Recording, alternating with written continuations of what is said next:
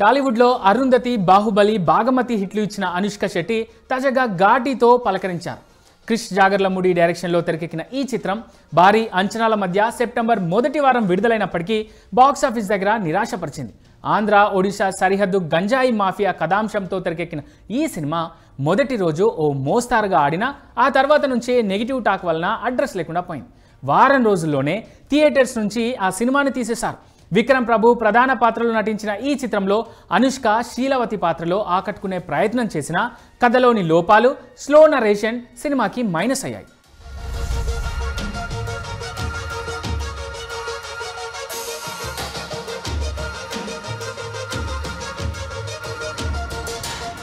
ఘాటి చిత్రం అనుష్క చాలా కాలం తర్వాత నటించిన పూర్తి స్థాయి ప్రధాన పాత్ర సినిమా కావడంతో అభిమానులు భారీ ఆశలు పెట్టుకున్నారు. అయితే సినిమా దారుణంగా ఫెయిల్ అవడంతో ఆమెపై తీవ్ర ఒత్తిడి ఏర్పడిందని పరిశ్రమలో చర్చ నడుస్తోంది.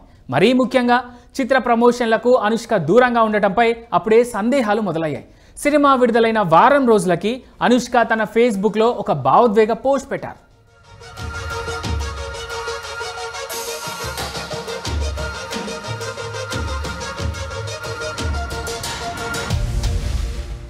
నీలి వెలుగును దీపకాంతిగా మార్చుకుంటూ సరైన జీవితాన్ని గుర్తు చేసుకోవడానికి, ప్రపంచంతో మళ్ళీ కలిసిపోవడానికి కొంతకాలం సోషల్ మీడియా నుంచి దూరంగా ఉండబోతున్నాను. త్వరలో మరిన్ని కథలతో, మరింత ప్రేమతో మీ ముందుకొస్తాను. ఎప్పుడూ చిరునవ్వుతో ఉండండి. ప్రేమతో మీ స్వీటీ అని అనుష్క రాసుకొచ్చారు. సినిమా ఫెయిల్యూర్ వల్ల భావోద్వేగానికి గురై అనుష్క ఈ నిర్ణయం తీసుకుందని కొందరు అభిప్రాయపడుతున్నారు. మరికొందరైతే ఈ విరామం ఆమెకు సెల్ఫ్ హీలింగ్ సమయంగా ఉంటుందని ఆశిస్తున్నారు.